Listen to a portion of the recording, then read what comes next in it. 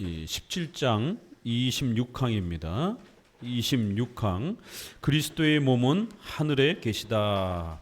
영적 임재설, 성찬에서 영적 임재설이라고 하는 이 내용을 계속해서 소개해 갑니다. 특별히 그리스도를 우리가 그리스도의 인성을 성찬을 통해서 만나고 교제하는, 단순히 예수님을 믿는 그 믿음에 대한 사모함뿐만 아니라 그 믿음의 실체인 그리스도를 우리가 이 성찬을 통해서 함께 만나고 교제하는 이 놀라운 이 신비를 계속 집중적으로 소개해가고 있습니다.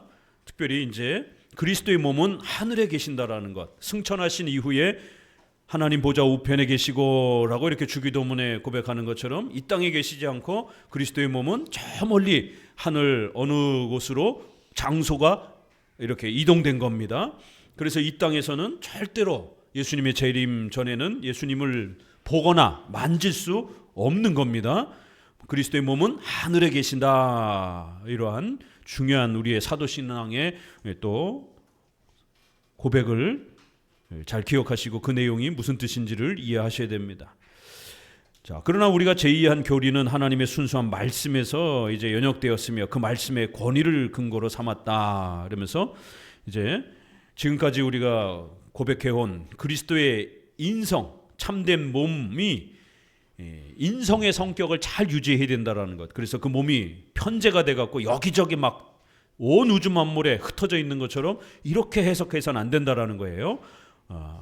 가톨릭의 화채설과 루터파의 공제설처럼 그리스도의 몸이 신성화돼 가지고 몸의 기능을 잃어버리고 여기저기 신성처럼 흩어지는 이런 식으로 해석하면 큰일 난다라는 겁니다. 그렇게 되면 그리스도의 몸이 깨어지고 망가지는 이제 이러한 해석으로 넘어갑니다. 그래서 우리는 장로교는 그리스도의 몸은 몸의 성질을 고유하게 잘 유지하는 방식으로 이제 우리가 해석하고 성찬에 대한 개념들을 가르쳐야 됩니다.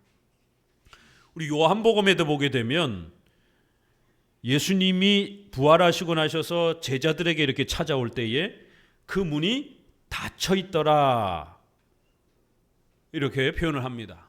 잠겨 있더라라고 이렇게 표현합니다. 그런데 예수님이 그 문을 통과해서 제자들 가운데 나타나셨습니다.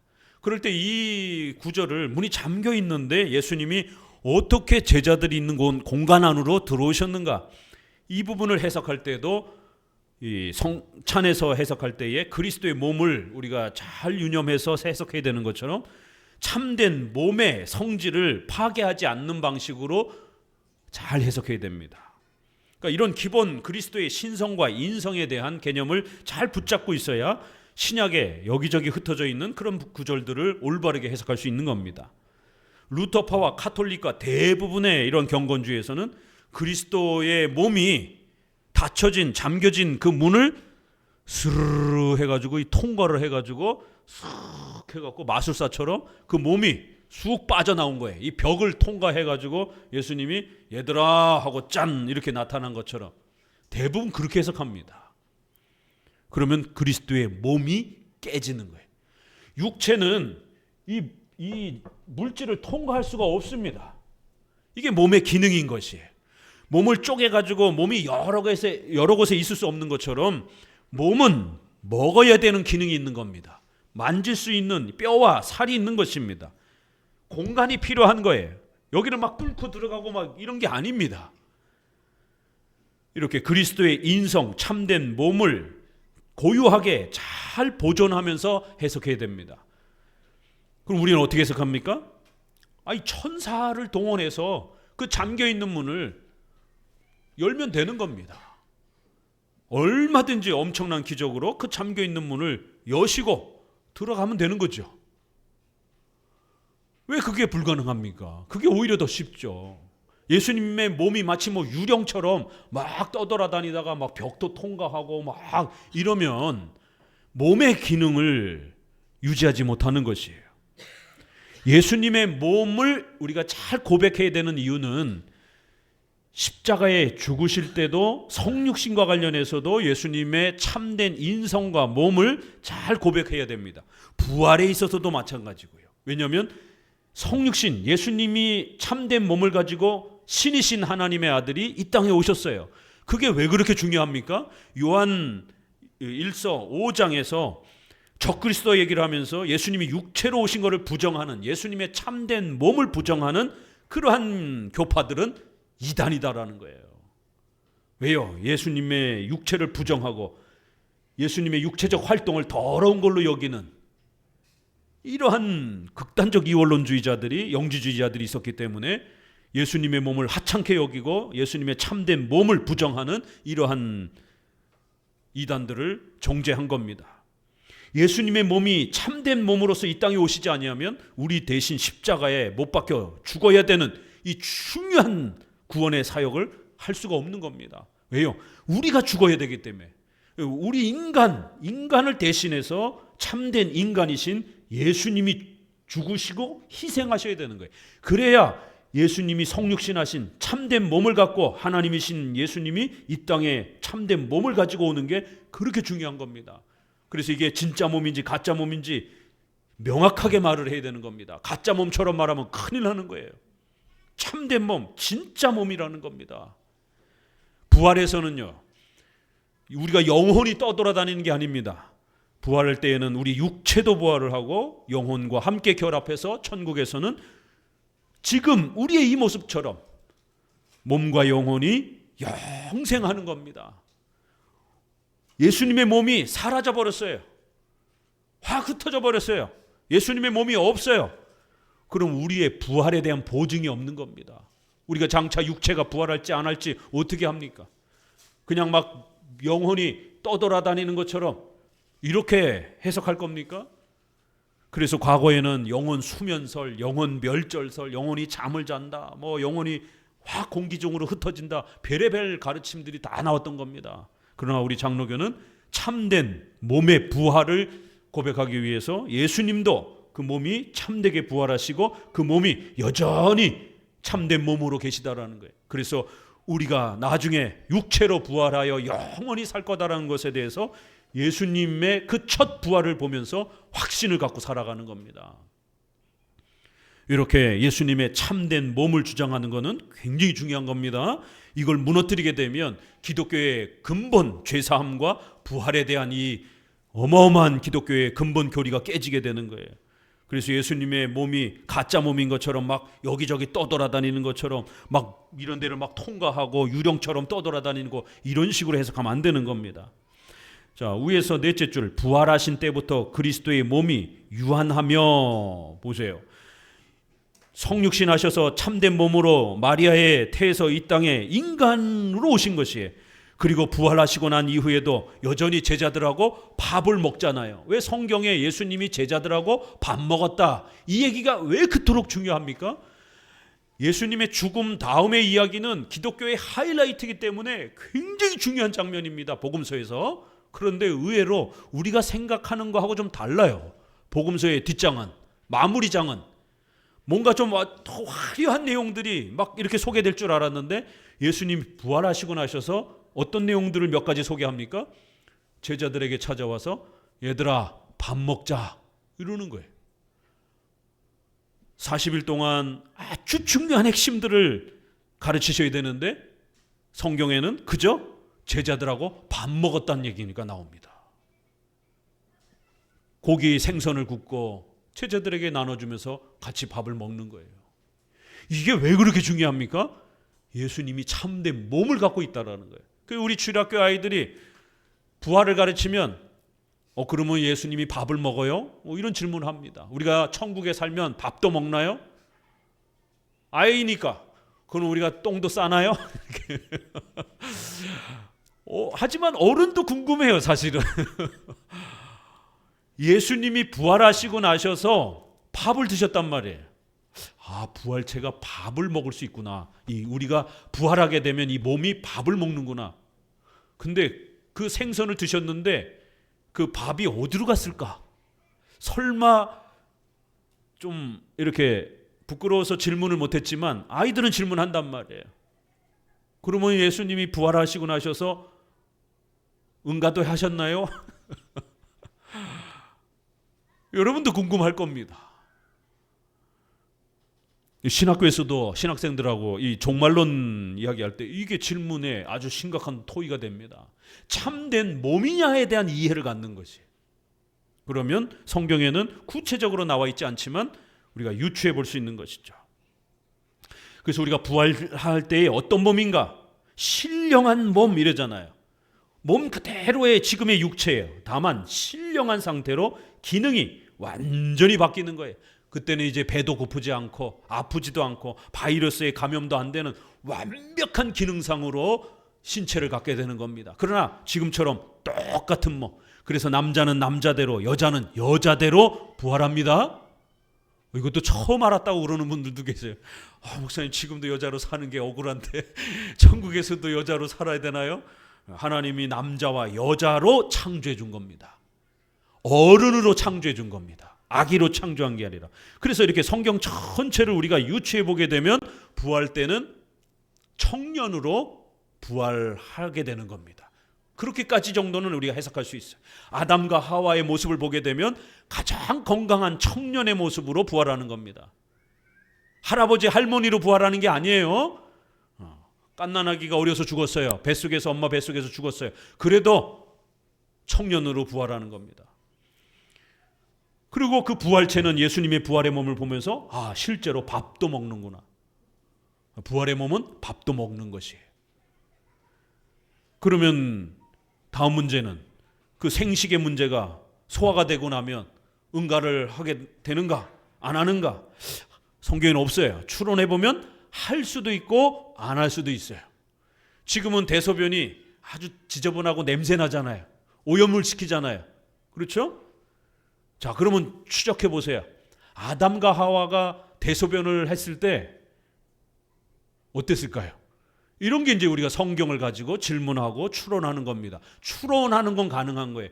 막 상상을 하면 안 되지만 성경을 기초로 해서 세세한 부분들을 이렇게 십계명을 우리가 확장을 시키면서 적용하는 겁니다. 성경은 기본 골격만 소개를 하지 나머지 부분은 우리가 성령의 도우심으로 성경을 씹어먹고 상세하게 잘 소화시켜서 그 세밀한 부분들을 찾아가는 겁니다, 이게.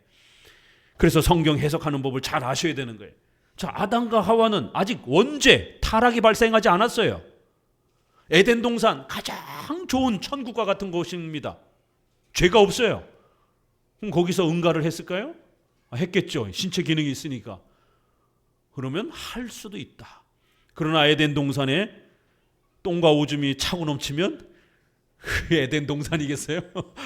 신비롭게 죄가 없으니까 그게 거름으로 아주 향긋한 첨단의 최고의 향수보다 더 향긋한 응가의 냄새가 나면서 나무와 이러한 그 풀에 양분이 되어질 수 있도록 얼마든지 그렇게 될 수 있는 거죠. 그래야 가장 아름다운 바이러스나 전염병이 없는 완벽한 그러한 에덴 동산이 유지가 되지 않겠습니까? 죄가 생긴 다음부터 전염병, 악한 벌레, 악한 바이러스들이 만들어진 겁니다. 그 전에는 없었던 거예요. 그럼 우리가 천국을 에덴 동산에 유추해 보게 되면 그렇게 해석할 수 있는 겁니다. 그럼 예수님도 응가를 하실 수도 있고, 그렇지만 그 응가가 아주 놀랍도록 향긋할 수도 있는 것이고 또 안 할 수도 있는 것이고 그냥 완벽하게 몸에 다 소화가 될 수 있는 것이죠. 이렇게 예수님의 몸은 성육신하셔서 오실 때의 그 참된 몸, 그 다음에 부활하고 나서도 참된 몸으로 기본 예수님의 인성과 신성에 대한 해석을 우리가 이렇게 한 분 예수님 안에 신성과 인성이 결합되어 있는 것이다 라고 하는 이 기독론의 중요한 교리를 잘 지켜야 됩니다. 그래서 그리스도의 몸이 유한하며 제한된다라는 거예요. 그리스도의 몸은 막 신성처럼 막 여기저기 흩어져 있고 이런 게 아니라는 거예요. 유한하다라는 거예요. 제한된다라는 거예요. 마지막 날까지 하늘에 보관되어 머무신다. 이게 사도행전 3장 21절 말씀인 겁니다. 아리스토텔레스가 아니라 성령께서 이렇게 가르치고 있는 겁니다. 분명히 성경에 보게 되면 요한복음 16장에 세상을 떠나시겠다, 14장에도 떠나신다, 가신다 이런 표현이 나와요. 성경에 그리스도의 몸이 가셨다라고 이렇게 표현한다라는 것이죠. 그러면 그 몸이 이동을 한 겁니다. 다만 신성은 온 세상에 충만하기 때문에 함께 계시는 것이, 또 성령이 우리와 함께 계시는 것이, 그래서 마태복음 28장에 보게 되면 내가 너희와 함께 있겠다 이렇게 설명하잖아요. 그렇죠? 자, 성경이 이런 면에서 어려운 거예요. 분명히 예수님이 부활하시면서 이제 우리를 떠나가셨다 이런 표현이 많아요. 승천하셨다, 떠나가셨다, 내가 가야 제2의 보혜사를 너희에게 보내준다 이렇게 표현합니다. 떠나가신 거예요. 그런데 다른 성경에 보게 되면 내가 너희를 떠나지 않고 영원토록 너희와 함께 있을 것이다, 이런 표현도 있단 말이에요. 그러면 예수님이 떠나가신 거예요? 안 가신 거예요? 정리가 필요합니다. 그래서 예수님의 신성으로는 우리와 함께 계시는 것이에요. 온 우주 만물의 그 신성은 충만하기 때문에. 그러나 인성으로는 우리와 떠나 계신 것입니다. 이걸 잘 구별하셔야 됩니다. 480페이지 위에서 다섯째 줄 같이 읽어봅니다. 참으로 성령의 강림과 그리스도의 승천은 반대 현상이다. 따라서 그리스도께서는 그의 영을 보내시는 것과 같은 방법으로 육으로 우리와 함께 계실 수 없다. 육체로는 떠나신 것이고 그의 신성은 온 세상에 함께 계신다라는 거예요. 그래서 그뿐 아니라 그리스도께서는 자기는 항상 이 세상에 제자들과 함께 계실 것이 아니라고 분명하게 말씀하신다. 떠나신다 이런 표현이 많이 있다라는 거예요.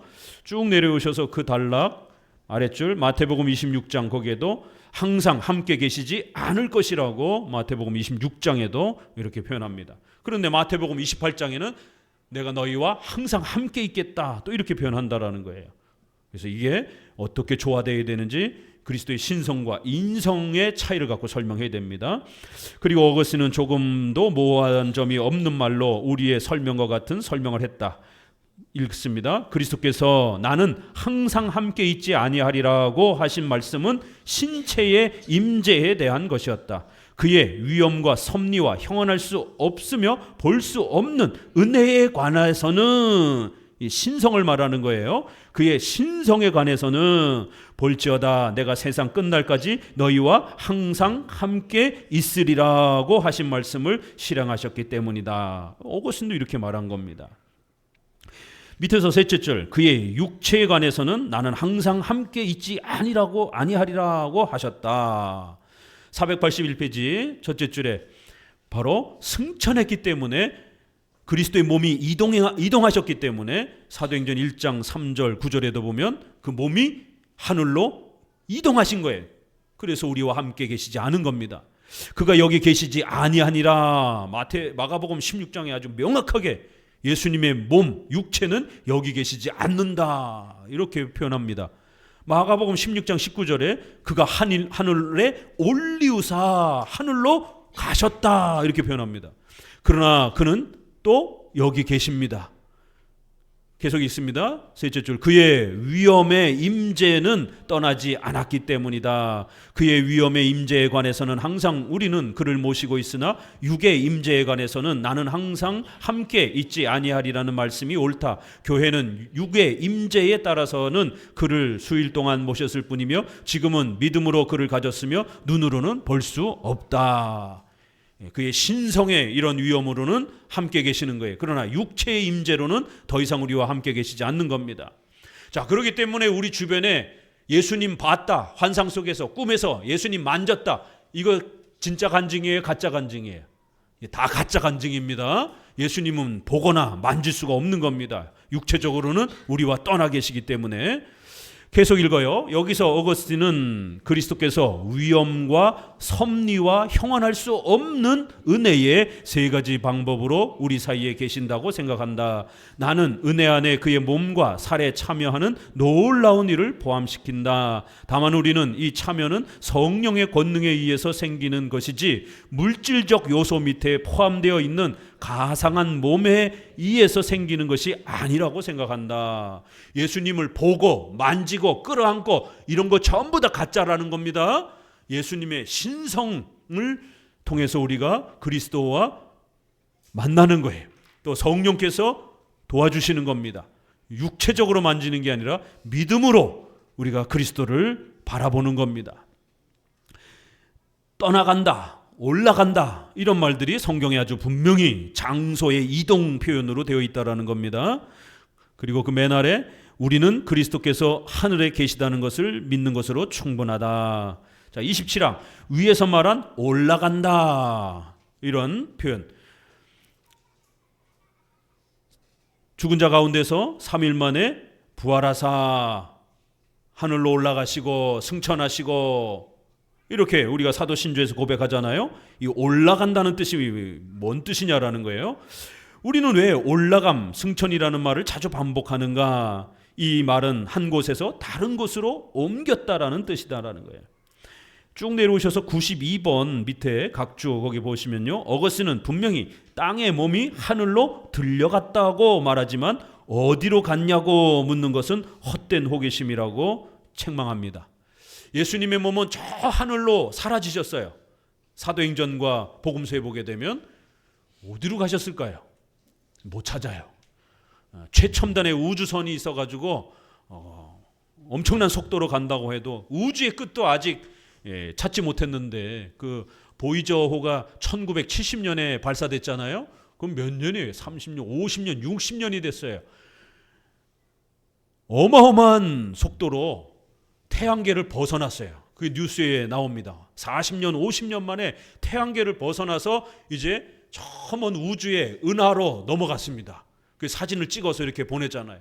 우리 인류가 한 번도 보지 못했던 목성, 뭐 이런 토성, 실제 사진을 찍어서 이렇게 보내줍니다. 50년 걸쳐가지고 이제 겨우 태양계 갔습니다. 우리 태양계가 있는 이 은하에 이런 태양계가 수천억 개가 있습니다. 제임스 웹 그 만원경이 만들었잖아요. 허블 만원경부터 시작해서 더 발전된 제임스 웹 그 만원경을 만들어서 우주에다가 지구 대기권에다가 쏘아 올리고 우주를 촬영한 수많은 사진들이 있어요. 인류가 단 한 번도 보지 못했던 어마어마한 그 우주의 사진들. 은하계, 이 지구가 속해 있는 은하계와 같은 수천억 개의 은하계들이 사진에 잡히는 겁니다. 그 은하계 안에 수천억 개의 태양계와 같은 또 그러한 별들이 존재하는 거예요. 근데 그 별들이 전부 다 부딪히지 않고 회전하는 거예요. 그래서 가까운 우리가 안드로메다, 정신을 안드로메다에다가 떨어뜨려 놨냐 그러잖아요. 가장 가까운 은하가 안드로메다인데 그게 빛의 속도 1초에 30만 킬로를 가는 이런 빛의 속도를 이게 광년이라고 그래. 이거를 최소 가장 가까운 그런 은하계가 120억 광년인가 그래요. 빛의 속도로 120억 년을 가야 돼. 상상을 할 수 없는 거리입니다. 가장 가까운 은하계가. 참 인간도 대단해요. 그런 만원경을 만들어가지고 그 엄청난 은하계를 그래도 가장 가까운 거리에 있는 은하계들을 사진으로 촬영을 해서 이렇게 보여줍니다. 그래서 블랙홀 같은 것도 이렇게 여러 군데에 있는 것도 보이고요. 그래서 블랙홀 같은 거를 찍어보니까 시간이 이렇게 느리기도 하고 빠르기도 하고 정말 이런 현상이 상대적 시간도 존재한다라고 하는 이런 것도 밝혀내고요. 그러니까 하나님의 시간 개념은 1000년이 하루 같고 하루가 1000년 같은 이런 하나님의 놀라운 통치 아래에서 하나님이 전 우주를 한꺼번에 하나님이 통치하고 지배하시는 이 위대한 역사가 과학이 밝혀질수록 점점 더 이렇게 드러나는 겁니다. 인간은 하나님의 창조의 그 우주의 그 위대함들을 다 들여다볼 수가 없습니다. 인간은 한계가 있기 때문에. 그래서 항상 호기심을 억제하면서 조심스럽게 그렇게 성경을 배워야 되는 겁니다. 그리스도의 몸이 분명히 올라갔다 이렇게 표현하지만 북쪽이냐 남쪽이냐 이렇게 함부로 말해서는 안 되는 겁니다. 찾을 수도 없습니다. 빛의 속도로 달린다 할지라도 예수님의 몸은 찾을 수가 없는 것이에요. 이렇게 신비로운 그리스도의 몸의 이동 이렇게 성경에서 분명히 얘기하고 있고 재림 때 예수님이 우리가 볼 수 있도록 다시 올 것이다 라고 이렇게 표현을 합니다. 482페이지에 위에서 8째 줄 사도행전 1장 9절 그 위에부터 읽어봅니다. 그가 공중으로 높이 들려 올라가시며 구름이 그의 아래에 있음으로써 다시는 그를 땅 위에서 찾을 수 없으리라고 우리에게 가르치실 때 우리는 그의 주소는 이제 하늘이라고 추론해도 무방할 것이다. 밑에 줄, 그러므로 천사들은 제자들에게 그들이 하늘을 쳐다보는 것은 무익한 일이라고 경고하며 하늘로 올리우신 이 예수는 올라가신 것을 그들이 본 그대로 오시리라고 했다. 여기서도 건전한 교리의 원수들은 보세요, 성경적 교리를 망가뜨리는 억지 주장을 하는 이런 교리의 원수들이 있다라는 거예요. 이들은 한 미봉책을 강구해서는 그것을 영리한 것으로 생각한다. 즉 그리스도께서는 결코 땅을 떠나신 것이 아니라 여전히 자기 백성 사이에 보이지 않게 계시며 그때가 되면 보이는 형태로 나타나시리라고 생각한다. 예수님의 육체가 신성화돼 가지고 우리 눈에 안 보이는 형태로 우리 옆에 있다라는 거예요. 이런 해괴한 발상들을 한다라는 거예요. 이렇게 예수님의 몸을 망가뜨리는 형태로 해석하면 안 됩니다. 예수님의 몸은 참된 몸 그대로 유지되는 형태로 해석을 해야 예수님의 죽으심에서 예수님이 우리 대신 그 몸이 희생하면서 죽으시는 형벌을 받는 거고, 부활하실 때 우리 대신 우리가 영원한 영생의 참된 몸으로 부활할 것이다라고 하는 보증으로서 예수님이 참된 몸을 또 그렇게 유지하셔야 되는 이 소중한 그리스도의 몸에 대한 올바른 교리적 고백을 잘 배우셔야 됩니다. 기독교 역사 속에, 2000년 역사 속에 예수님의 이 몸을 부정하고 애매하게 말하고 예수님의 몸을 망가뜨리는 이런 해석들이 교파마다 굉장히 많았기 때문에 더더욱 조심해야 되는 겁니다. 지금도 신사도 운동, 신비주의, 이게 다 예수님의 육체를 망가뜨리는 형태로 해석하는 겁니다. 그래서 예수님이 갑자기 내 마음속에 쏙 들어왔다. 비몽사몽간에 예수님이 나를 막 부르는 음성을 내가 들었다. 어떻게 해요? 예수님의 몸이 유령처럼 산신령처럼 몸이 신성화돼 가지고 우리 눈에 안 보이는 형태로 그렇게 막 떠돌아다닌다는 거예요. 그러다가 갑자기 예수님이 우리를 부르는 음성도 들리고, 이 신사도 운동도 결국 예수님의 참된 몸을 망가뜨린 해석입니다. 결국. 그래서 예수님의 몸이 막 우리 안에 막 들락날락하고 막 떠돌다가 갑자기 막 보이기도 하고, 갑자기 저쪽에서 하얀 빛이 나면서 사무엘아 사무엘아 이런 것처럼 예수님이 나를 불렀다는 거예요. 어떻게 봤습니까? 했더니 자기가 예수님을 봤다고. 어떻게 생겼습니까? 했더니 하얗게 빛이 나는데 얼굴은 정확하게 안 보이고 머리는 기신 것 같고 하얀색 옷을 입고 계시고 빛이 반짝반짝 나고, 그 손에 지팡이는 안 잡았습니까? 글쎄 지팡이를 잡은 것 같기도 하고. 이 영화를 너무 많이 봐서 그런 거예요. 그 산신령이지 그게 무슨 예수님의 그게. 평상시에 이런 영화라든가 이런 것들 우리가 많이 보면 그게 꿈에서도 나타납니다. 인간의 이러한 그 연상기억 때문에. 그러면 가만히 묵상하고 갑자기 어떤 그러한, 또 인간은 이 뇌는 굉장히 특별한 능력이 있어가지고 뭔가 어떤 갑자기 충격을 받으면 평상시에 이렇게 자기가 봤던 것, 또 이렇게 막 갈망했던 것, 이게 갑자기 이렇게 환청, 환시, 이런 망상, 이런 형태로 이렇게 또 막 이렇게 떠오른단 말이에요. 그거를 막 진짜 예수님이라고 은혜 받았다 막 이러면서 이러는 겁니다. 아니 그렇게 은혜 받고 그렇게 예수님 본 사람들이, 아니 왜 교회 생활은 제대로 못하고 조금만 시험에 들면 또 휙 삐져가지고 시험 들어가고 교회도 안 나오고 뭐 그래요. 아니 그렇게 예수님을 직접 보고 만지고 끌어안고 그랬으면은 순교도 할 정도로 믿음도 더 좋아야 되고 이런 거 아니에요? 그게 가짜라는 거예요. 그렇기 때문에 조금만 어려우면 금방 또 신앙이 망가지고 참된 그러한 경험이 아니기 때문에 그런 것입니다. 불신자들 타종교회도 보게 되면은요, 중들도 이 고승 있잖아요. 막 귀신 내쫓고 막 병자도 고치고 막 실제로 그런 중들이 있습니다. 또 타종교에서도 무당도 실제로 막 귀신 들려가지고 막 미래를 점치고, 왜요? 사탄이 존재하니까. 사탄이 그런 기적을 통해 가지고 사람들을 미혹하는 겁니다. 그렇기 때문에 그런 이상한 현상과 경험을 했다고 해가지고 그게 바로 성령의 역사다 이렇게 해석하면 큰일 납니다. 사탄의 귀신에 씌어진 그런 경험일 수 있기 때문에 조심하셔야 되는 거예요. 자, 28항 어거스틴의 증언. 우리 교회사 속에 이렇게 2000년 동안 수많은 우리의 선조들이 예수님의 참된 몸을 바르게 이렇게 지키고 바르게 해석하기 위해서 얼마나 애를 썼는가 보라는 겁니다. 어거스틴, 루터, 칼빈 다 이렇게 칼빈부터 시작해서 예수님의 몸에 대해서 정확하게 정통 기독교 해석을 지켜가잖아요.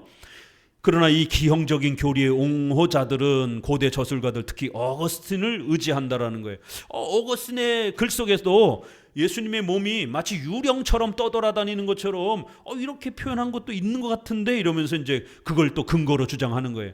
그럴 때 이제 칼빈이 어거스틴이 어떤 의도에서 그런 문장을 썼는지 내가 설명하겠다 이러면서 어거스틴은 로마 가톨릭이나 루터파가 말하는 것처럼 몸이 유령처럼 떠돌아다니는 그런 의도로 말한 게 아니라는 거예요. 화채설이나 공제설 같은 의도로 그렇게 말한 게 아니라 예수님의 참된 몸을 강조하면서 약간 좀 이렇게 강조 표현이 있는 것 뿐이라는 겁니다. 두 번째 단락, 우리의 반대자들은 어거스틴을 우리에게서 빼앗으려고 성찬에서 그리스도의 살과 피가 즉 일찍이 십자가에 달린 희생 제물이 분배된다는 생각이 그의 저서에 자주 나타나는 것 같이 말한다. 어거스틴의 글은 조심해서 이렇게 아주 주의하면서 읽어야 돼요. 종교개혁자들의 설명을 통해서 어거스틴의 책을 읽어야 됩니다. 그래서 여러분이 어거스틴의 책을 바로 읽으면 조금 헷갈릴 수가 있습니다. 반드시 종교개혁자들 또 현대의 이런 조직신학책 우리 선조들의 책을 기초로 해서 그대로 접근을 해야 됩니다. 왜냐하면 어거스틴은 연옥도 엉뚱하게 주장을 하기도 했어요. 그래서 어거스틴의 표현 안에는 약간 좀 지나치게 이렇게 과장적으로 말한 그런 실수한 표현들도 있고 또 잘못 말한 것들도 있고 그렇지만 훌륭하게 말한 게 워낙 많기 때문에 우리가 초대의 어거스틴을 가장 훌륭한 선생님으로 얘기하는 겁니다. 그럼에도 불구하고 또 어거스틴은 아직 초기에는 이 신학이 완성되지 않았기 때문에 종교개혁 시대처럼 그렇게 표현과 단어가 명확하진 않습니다. 그래서 항상 칼빈의 설명과 종교개혁자들의 설명을 통해서 어거스틴의 이러한 표현들을 우리가 공부해야 됩니다. 희생제물, 그리스도의 몸이 분배되는 것처럼 희생제물로 예배 때 바쳐지는 것처럼 이렇게 설명하는 표현이 약간 있긴 있어요. 로마 가톨릭에서는 미사에서 사제가 기도하면 진짜 예수님의 살로 바뀌어서 새로운 희생제물로 바쳐지고 분배된다 이렇게 사제들이 해석을 하는 거예요. 그러나 우리 장로교는요, 종교개혁자들은 이렇게 몸이 또다시 이 땅에서 희생되어지는 것처럼 분배되는 것처럼 몸이 쪼개져서 여러 개로 분배되는 것처럼 이렇게 화채설로 미사 형태로 해석하면 큰일 난다라는 겁니다. 이것은 어리석은 짓인데 그는 그것을 감사 또는 몸의 성례라고 부르기 때문이다. 그러나 그가 어떤 뜻으로 살과 피라는 말들을 썼는가를 구태여 우회적인 방법으로 알려고 할 필요가 없다. 우리는 성찬을 예수님의 진짜 살과 피를 만지는 게 아니라 예수님이 십자가에 죽으시고 부활하신 것에 대해서 감사, 찬송의 개념으로 우리는 사용하는 것이. 그런데 가톨릭에서는 사제가 예수님의 살을 진짜 만들어서 분배해주는 그런 개념으로 접근한다라는 거예요. 아니요, 예수님의 살과 피는 그렇게 다시 만들 수 있는 게 아닙니다. 우리는 단 한 번 십자가에 죽으시고 부활하신 예수님의 은혜에 대해서 감사하고 찬양하는 성격으로 이 성찬을 사용하는 겁니다. 어거스틴은 성물들은 그 의미하는 것과의 유사성으로 인하여 그 이름들을 얻으며 따라서 어떤 의미에서는 몸의 성물은 몸이라고 할 수 있다고 그 자신이 설명한다. 밑에 줄, 주께서는 표징을 주셨을 때 서슴지 않고 이것은 내 몸이다 라고 말씀하셨다. 그러니까 몸과 피라고 하는 그리스도의 이러한 실제 몸과 피, 그리고 성찬, 성례, 이것이 워낙 서로 긴밀하게 이렇게 묶여 있다 보니까 성경에서는 이 성례의 떡과 포도주를 예수님의 살과 피다 이렇게 직접적으로 강조 형태로 말하기도 한다라는 거예요. 그렇지만 우리가 앞에서 계속 배운 것처럼 그렇다고 해서 그걸 진짜 문자적으로 진짜 예수님의 살과 피다 이렇게 해석하면 큰일 난다라고 말씀을 드렸습니다.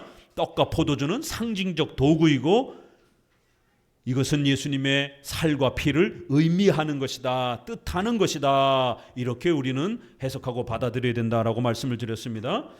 자, 그러나 그들은, 어거스틴은 그리스도의 몸이 지상에 떨어져 입에 들어간다고 분명히 기록했다고 다시 항의한다. 이제 약간의 이런 표현이 있을 때 성경에서는 성례의 이 엄청난 신비로운 연합을 성경 스스로가 이것은 내 몸이다 라고 이렇게 강하게 세게 말하는 것처럼 어거스틴도 그 정도 선에서 그렇게 강하게 표현한 겁니다. 그래서 그러한 문맥을 잘 고려하면 어거스틴이 진짜로 이 떡과 포도주가 진짜 예수님의 살과 피다 이런 뜻으로 말한 건 아니라는 거예요. 자, 세 번째 단락 위에서 셋째 줄. 자, 어거스틴은 말한다. 그는 유사성을 표시하는 부사 이를테면을 넣음으로써 그리스도께서 빵 속에 참으로 진실로 들어 계시지 않다는 것을 충분히 밝힌다. 이것은 내 몸이다. 이 떡은 그리스도의 몸이다. 라고 이렇게 어거스틴이 강조했을 때 그 뒷말을 부사를 붙여서 설명한다라는 거예요. 이를테면 진짜 몸이란 뜻이 아니고 이를테면 정말 예수님의 몸을 뜻하는 그러한 의미로서 받아들여야 됩니다. 이렇게 보충 설명을 반드시 한다라는 겁니다. 그래서 이를테면, 추가적으로 말하자면, 이런 설명이 분명히 붙어 있기 때문에 어거스틴의 글 전체를 봐야 된다라는 거예요. 둘째 줄 아래, 그는 다른 곳에서 공간 내에 위치를 빼앗긴 몸은 어디에도 존재하지 않을 것이며 아무데도 없으므로 절대로 존재하지 않을 것이라고 명백하게 주장하기 때문이다. 이렇게 조금 어려운 표현이 있지만 몸이 공간 없이 유령처럼 막 여기저기 떠돌아다니는 그런 몸은 절대로 진짜 몸이 아니라는 거예요.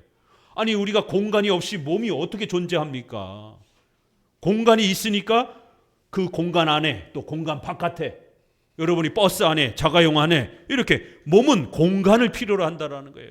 그런데 자꾸만 로마 가톨릭에서 몸이 공간이 필요하지 않는 그러한 유령처럼 온 세상에 막 떠돌아다니는 것처럼 이렇게 자꾸 해석하고 있기 때문에 어거스틴의 설명하고도 안 맞는다라는 거예요. 자, 거기서 한 다섯째 줄 아래 따옴표 안에, 그리스도께서는 자기의 살에 불멸성을 부여하셨으나 그의 본성은 제거하지 않았다. 분명히 몸은 영원히 사는 건 맞아요.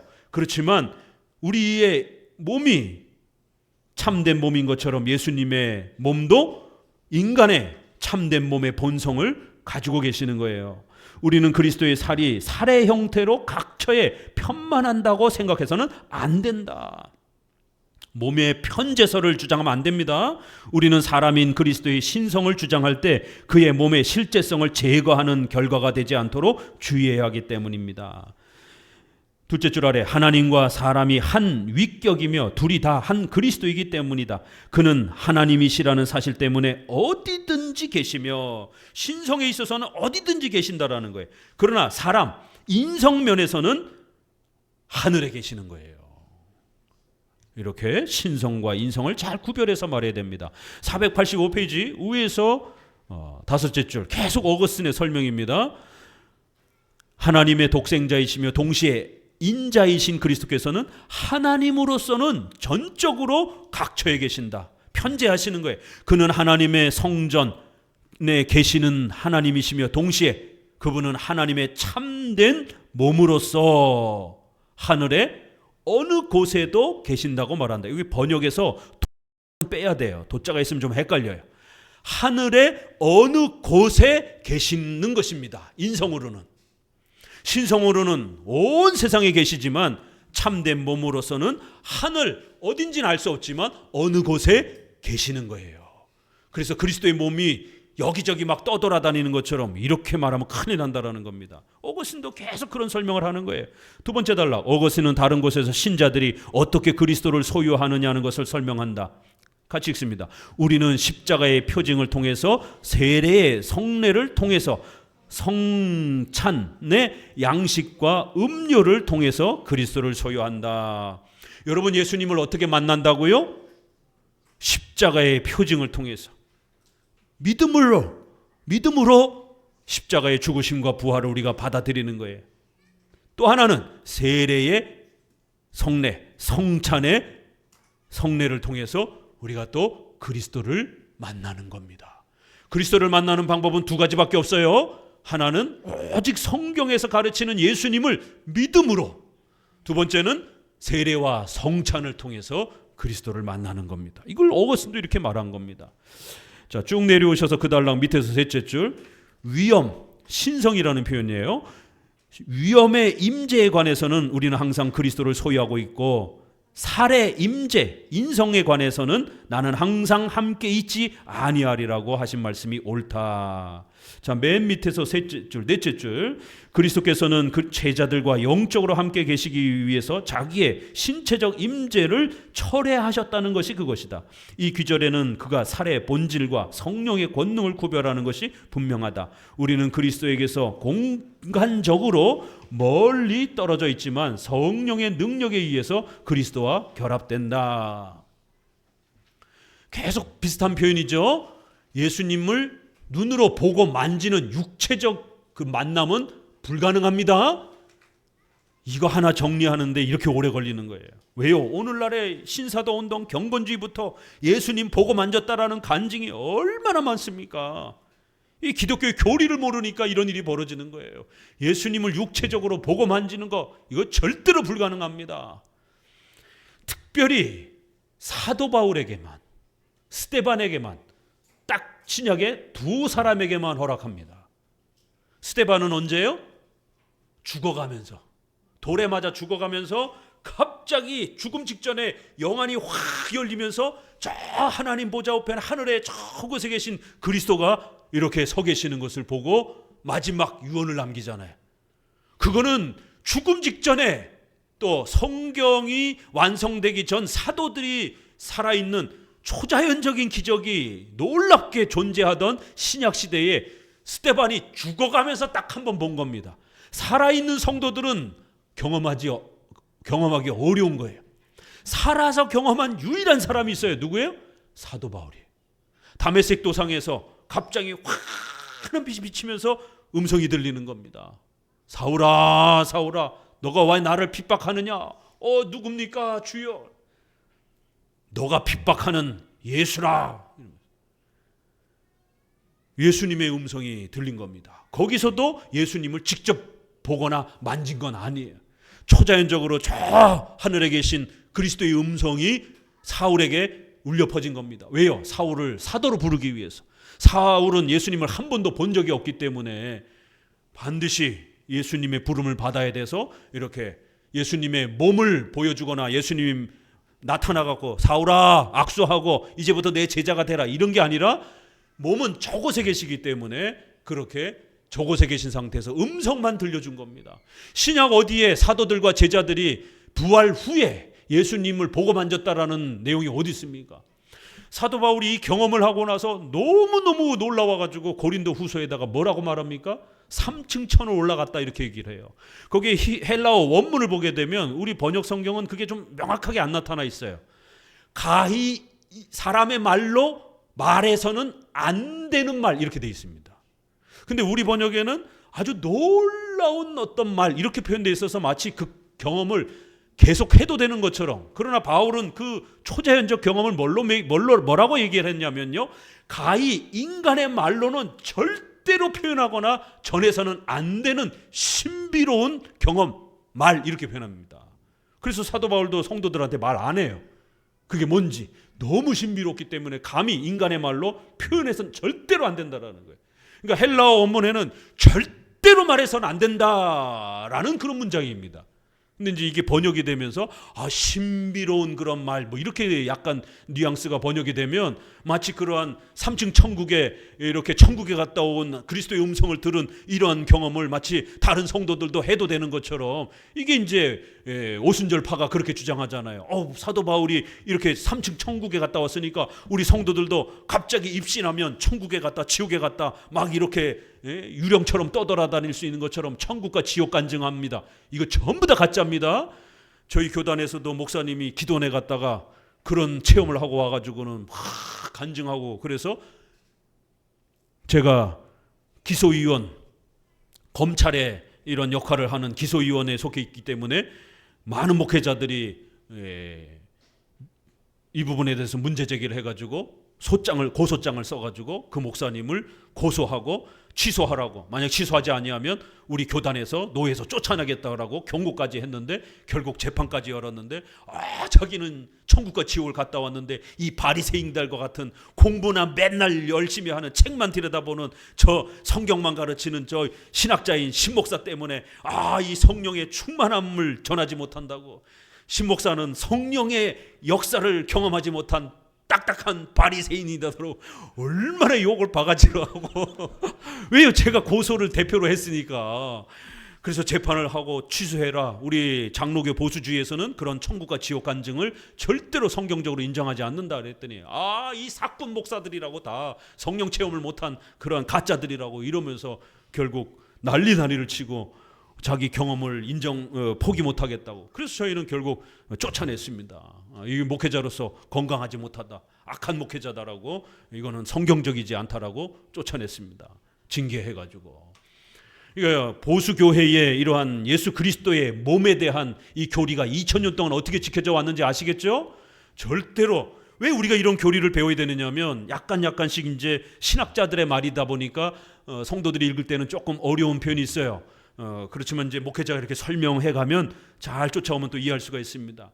바로 이런 예수님의 몸과 또 참된 인성에 대한 교리가 흐트러지게 되면 신비주의, 신사도 운동에 빠진단 말이에요. 목사나 성도나.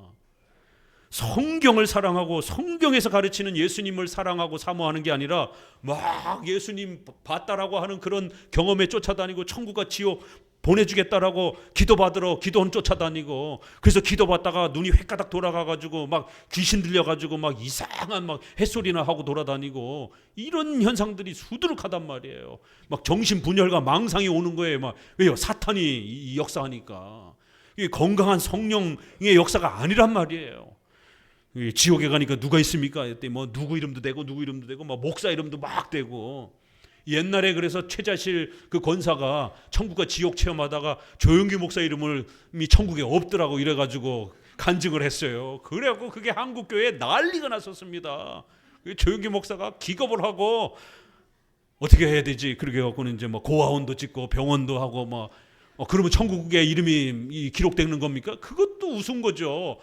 오직 믿음으로 우리가 천국 가고 구원을 받는 것이지 사회복지 사업을 많이 했다고 해가지고 천국에 이름이 적힙니까? 이 쫓겨난 목사도 천국에 갔더니만 아파트가 지어지다가 만 개 있더래요. 얼마나 기가 막힌지 세상에. 제가 그거 이제 재판을 하기 위해서 그 전문을 다 읽어보고 책도 내고 막 이래가.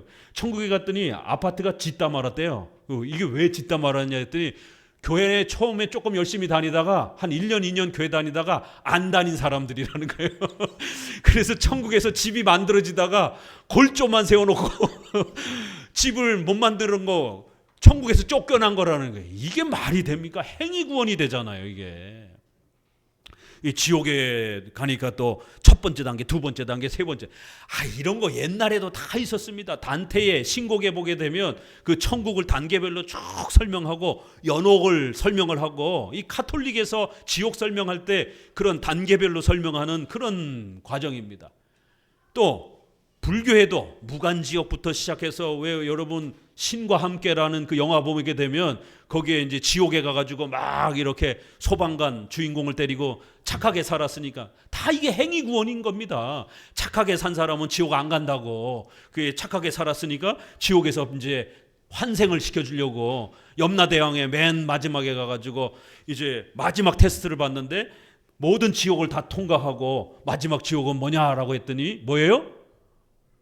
부모를 학대한 죄가 이제 가장 무서운 죄인 거예요. 그래서 이제 그거를 검증받고 막 이제 이런 얘기가 나오는 겁니다. 이게 불교에서 나온 얘기입니다, 이게. 그러니까 막 이교가 막 짬뽕이 돼가지고 그렇게 환상 중에 봤다고 그러면서 지옥을 방별로, 단계별로, 이렇게 층별로 이렇게 얘기해주는. 성경에 그런 게 어디 있습니까? 성경은 그 부분에 대해서 침묵하고 있는 것이에요. 이게 성경을 벗어나니까 자꾸 이렇게 이단에 빠지게 되고, 예수님의 참된 인성과 신성에 대한 바른 교리를 모르니까 이렇게 신사도 운동에 신비주의에 빠지게 되는 겁니다. 신성으로는 언제든지 우리와 함께 계시는 거예요. 그러나 인성면에 있어서는 우리와 함께 계시지 않는다라는 겁니다. 위에서 여섯째 줄, 영적으로 임재함으로써 그리스도께서는 아버지와 함께 그들을 구원하시기 위해 신체적으로는 그들을 떠나라고 하셨다. 자, 예수님이 이 땅에 계속 계셨으면 어떤 일이 벌어졌을 것 같아요? 돈 없는 사람들은 예수님 보러도 못 가요. 이스라엘까지 비행기 값이 얼마인데 미국 가는 거리만큼 하잖아요. 왕복 한 200~300만 원. 요즘에 유리비가 한 200만 원씩 나오더라고요. 기름값이 올라가지고 왕복 400~500만 원 들어요. 주일마다 예루살렘에 가야 되잖아요. 왜요? 예수님의 몸이 여기로 한국으로 못 오잖아요. 예루살렘만 계시면 그럼 예수님 만나러 500만 원씩 일주일에 한 달에 4번 가면 2천만 원씩 들어요. 1년이면 한 2~3억 갖고 있는 사람만 예수님 보러 갑니다. 돈 없고 가난한 사람들은 예수님 보러도 못 가요. 왜요? 몸은 거기만 있으니까 몸을 만지려면 거길 가야 되잖아요. 이런 일이 벌어지는 겁니다. 그래서 예수님의 몸이 사라진 겁니다. 그리고는 성령이 임하셔서 전 세계에 있는 모든 성도들이 성령의 은혜를 통해서 저 하늘에 계신 그리스도를 바라보면서 오직 믿음으로 그 그리스도를 영접하고 만날 수 있는 너무 쉬운 방법으로 돈 내고 저 예루살렘까지 갈 필요 없이 자기가 있는 자리에서 성경을 읽고 설교를 듣고 오직 믿음으로 예수님을 영접할 수 있는 이 신비로운 성령의 방법을 주신 겁니다. 만약 예수님이 안 떠나가셨으면 돈 있는 사람들만 예수님 믿게 되는 이런 어마어마한 위험한 일이 벌어진 겁니다. 그래서 이거를 차단시키기 위해서 가난하고 어려운 사람도 얼마든지 예수님을 믿음으로 구원받을 수 있도록 예수님은 떠나가셔야 되는 거예요. 그래서 제자들에게 뭐라 그래요? 내가 떠나가야 너희에게 유익이다. 내가 너희와 같이 있는 게 유익이 아니라는 거예요. 근데 왜 자꾸 예수님을 만지려고 그게 유익인 것처럼 자꾸 여러분 그렇게 주장합니까? 예수님을 못 만져야 그게 진짜 은혜입니다. 예수님을 자꾸 만진다고 그러면 저쪽 사람은 못 만지고 나만 만지고 이런 일이 벌어지는 거예요. 성경의 원본이 없어졌어요. 어디로 갔는지. 만약 출애굽기 우리 20장에 보잖아요. 예수님이 짜잔 하고 돌판에다가 십계명을 이렇게 직접 하나님이 써주잖아요. 어떤 거는 모세가 또 이렇게 받아 적기도 하고. 그러면 야, 이거 하나님이 직접 써준 십계명 돌판에다 써준 거는 이게 어떻게 생겼을까? 인디아나 존스 보내가지고 찾아야 됩니까? 어디서 찾을 거예요 그거를? 그렇지만 그거 한번 보고 만지면 얼마나 대단할까? 이런 상상들을 한단 말이인가. 만약 그거 발견되면은요, 돈 없는 사람들은 근처도 못 가요. 저 루브르 박물관이나 영국 박물관에다가 아주 꼭꼭 숨겨놓고 함부로 안 내놓죠. 그 누가 내놓고 전시하겠습니까? 도둑 맞을까봐. 그럼 일반 돈 없는 사람은 성경책 한 번도 못 봅니다. 그래서 하나님이 원본은 주시긴 주시되 원본을 어느 순간에 싹 없애버리고 그걸 베껴 쓴 사본만 수천 권이 남도록 역사하신 겁니다. 그리고 그 사본이 번역이 돼서 수십 권이 이렇게 번역이 되도록 역사하신 거예요. 그래서 저와 여러분들이 그냥 몇십 권씩 집에 성경책을 이렇게 비치하고 살 수 있는 겁니다. 언제든지 원하면 성경책을 읽을 수 있도록 이렇게 놀라운 방법으로 성경의 원본을 사라지게 하신 것이에요. 누구든지 다 성경을 읽을 수 있는 방법을 만들어 주신 것이 예수님을 영접하는 것도 똑같은 그런 하나님의 은혜가 있었던 겁니다. 29항 그리스도의 몸의 실제성. 자, 그들은 보이지 않는 임재라고 하는 둔사, 이 거짓말, 꾸미는 말, 어리석은 말을 자꾸 하는데 이런 말 하면 안 된다라는 거예요. 자, 첫째로 읽어봅니다. 그리스도는 볼 수 없다는 것을 증명할 만한 말을 그들은 성경에서 한마디도 찾을 수 없다. 그리스도의 몸은 봐야 되잖아요. 근데 몸을 자꾸 볼 수 없는 것처럼 이렇게 안 보이는 것처럼 이렇게 주장하라는데 이런 성경 내용 없어요. 성경은 그리스도의 몸을 만졌고 그렇지만 지금은 그 몸이 저 하늘로 사라졌기 때문에 지금은 못 만진다 이렇게 말하고 있는 겁니다. 그리스도의 몸이 둘째 줄 아래 떡이라면 가면 밑에 숨어 있지 않다면 성찬 때에 그 몸은 주어질 수 없다는 것은 사실이라고 한다. 바로 이것이 그들과 우리와의 논쟁점이다. 쭉 내려오셔서 밑에 둘째 줄, 베드로는 그리스도께서 다시 오실 때까지 하늘은 그를 마땅히 받아 두어야 한다라고 말합니다. 여기도 이렇게 하늘이 그리스도의 몸을 그 공간에다가 마땅히 받아 두어 계신다라는 거예요. 절대로 인간의 세상에 보내지 않는다라는 겁니다. 재림 전에는 이 사람들은 그리스도께서 공간에 각처에 계시나 형태는 없다라고 이렇게 자꾸 로마 가톨릭이 가르친다라는 거예요. 위에서 다섯째 줄, 세르베투스의 불건전한 생각에 따르게 된다. 이 세르베투스는 칼빈 시대의 이단으로 정죄받은 사람입니다. 세르베투스는 삼일체를 부정해서 이단이 되기도 했고 그리스도의 몸을 또 이렇게 유령처럼 말하기도 했습니다. 즉 그리스도의 몸은 그의 신성에 의해서 삼켜졌다고 이렇게 몸이 온 세상에 편재한다고 이렇게 가르치고 떠들고 주장을 한 겁니다.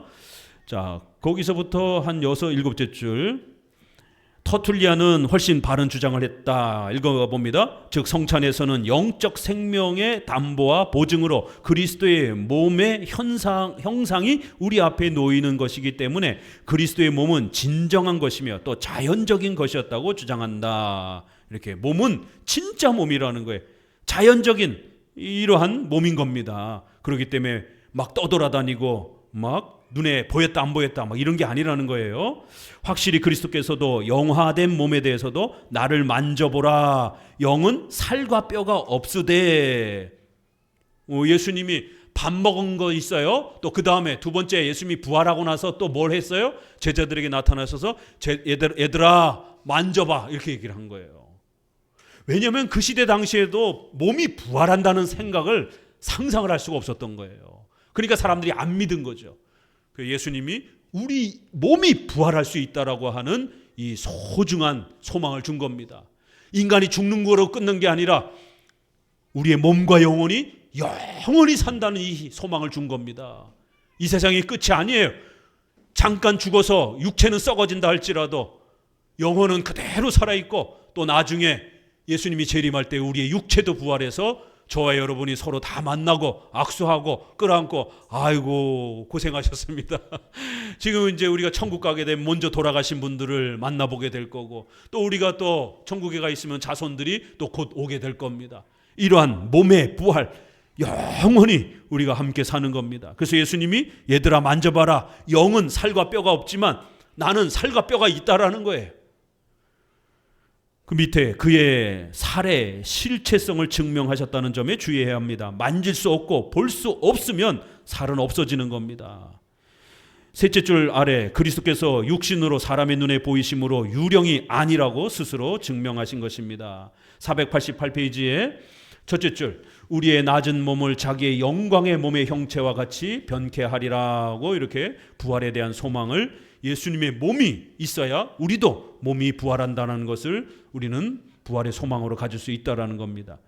쭉 오셔서 중간쯤에 보시면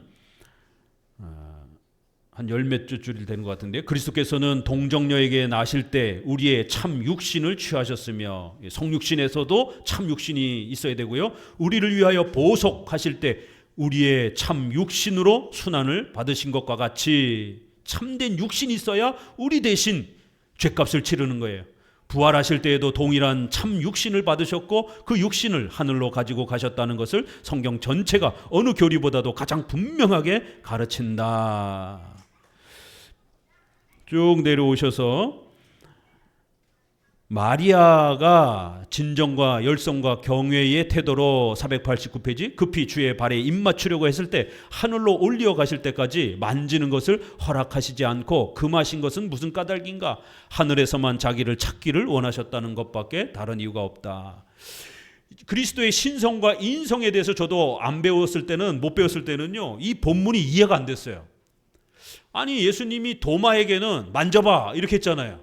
근데 그 부활의 시기에 무덤에 찾아왔던 마리아가 예수님을 선생님이요 하면서 반가워가지고 다리를 덥석 잡고 만지려고 하니까 만지지 마! 이렇게 한 거예요. 그 마리아가 얼마나 서운했겠습니까? 그토록 갈망하고 예수님을 사모하고 기다렸는데 예수님이 부활하시고 나타나셔가지고는 만지지 마! 이러는 겁니다. 이게 너무한 거 아닌가? 아니 누구한테는 만지도록 하시고 손가락에 옆구리에 넣어봐 도마한테는 이렇게까지도 해주셨는데 마리아는 여성은 따돌립니까? 이렇게 또 읽으면 안 됩니다. 두 가지를 다 가르친 거예요. 만져봐, 먹자, 밥 먹자, 배고프다 이럴 때는 예수님이 참된 몸이라는 거를 제자들에게 가르치는 거예요. 부활 후에도 진짜 몸이 존재한다라는 거를. 근데 마리아한테는 왜 예수님의 몸을 못 만지겠어요? 오늘날 똑같잖아요. 예수님 좀 봤으면 예수님 만지게 해주세요. 이런 거랑 똑같은 거예요. 오직 믿음으로 성경을 믿으며 예수님을 바라봐야 되는데 자꾸 환상 속에 예수님 음성 듣고 환상 보고 예수님 진짜 만지려고 자꾸 육체적인 만남에만 목을 매는 거예요. 예수님 한 번만 만져봤으면 소원이 없겠네. 이런 인간의 잘못된 이 불신앙에 대한 부분을 책망한 겁니다. 마리아야, 왜 자꾸 예수님의 몸을 붙잡고 예수님 팔짱 끼고 이렇게 사는 거를 영접하는 걸로 생각하느냐? 예수님을 영접하고 예수님과 동행하는 것은 예수님의 육체가 없이도 오직 믿음으로 그리스도를 바라봐야 되는 이제 이런 시절이 도래했다라는 거예요. 예수님의 육체가 계셨던 거는 딱 33년. 그것도 딱 3년만 예수님이 제자들하고 동행했지. 그리고는 사라지셨잖아요. 그러면 예수님을 팔짱 끼고 같이 밥 먹고 자고 이런 것만 자꾸 생각하게 되면 안 된다라는 거예요. 예수님을 보고 만지려고 하지 말고 성경을 통해서 오직 믿음으로 예수님을 바라보는 이 참된 신앙을 세우라는 거예요. 마리아는 자꾸 육체적인 만남만 생각한 거예요. 예수님 바지가랑만 붙잡으면 이젠 예수님하고 안 떨어질 수 있겠구나 이렇게만 생각을 한 거죠. 그래서 예수님이 마리아의 그 연약한 믿음을 고쳐주시려고 만지지 마라고 한 겁니다. 육체적인 그러한 만남만 자꾸 생각하지 말고 영적으로 말씀을 믿고 의지하면서 예수님을 사모하면서 영원히 동행하는 이 믿음을 가져야 돼라고 훈계를 하신 겁니다. 자, 스데반 나오죠? 스데반은 이렇게 보편적인 성도들의 경험이 아니라 스데반은 죽어가면서 딱 한 번 유일하게 신약에서 예수님의 인성의 그런 면을 처음 딱 본 겁니다. 바울 얘기도 했고요. 자, 그 다음에 중간쯤 마태복음 14장에 그 문 얘기 나오죠. 마태복음 14장 밑에 줄. 그러나 같이 읽어봅니다. 그의 명령에 의해서 돌이 옮겨졌다가 그가 통과한 다음에 제자리로 돌아갔다고 하는 것이 더 가능성이 있다. 닫힌 문으로 들어가셨다는 것은 딱딱한 물체를 통과하셨기보다는 거룩한 힘으로 문을 열고 들어가셔서 비록 문은 잠겨 있을지라도 놀라운 방법으로 돌연히 제자들 사이에 분명히 서 계셨다라는 뜻으로 그렇게 해석해야 됩니다. 누가복음 24장에 엠마오로 가던 제자들 이 사건에서도 예수님이 갑자기 사라집니다. 그럴 때 예수님의 몸이 유령처럼 확 바뀐 거 이런 식으로 해석하면 안 되고 예수님의 몸을 자꾸 망가뜨리려고 하지 마시고 얼마든지 물건을 무덤의 돌, 또 문에 이 문빗장, 또 제자들의 눈, 이거를 초자연적으로 바꿀 수 있잖아요. 그러면 제자들의 눈이 갑자기 예수님을 못 보게 되는 겁니다. 그리고 예수님은 사라지면 되는 거예요. 이렇게 해석해도 돼요. 근데 갑자기 예수님의 몸이 유령처럼 확 바뀌어가지고 제자들이 막 만지려고 하니까 못 만졌다. 굳이 이렇게 해석 안 해도 되는 겁니다. 그렇게 되면 예수님의 몸이 망가지는 거예요. 이렇게 이게 다 성경 해석입니다. 이게 누가복음 24장 16절 그 구절에도 보면 주께서는 알아볼 수 없는 새 모습을 취한 게 아니라 그들의 눈이 알아보지 못하게 초자연적 역사를 한 겁니다. 자, 30장 그리스도의 몸의 편재성 29장까지만 해야 되겠네요. 기도합니다. 하나님 감사합니다.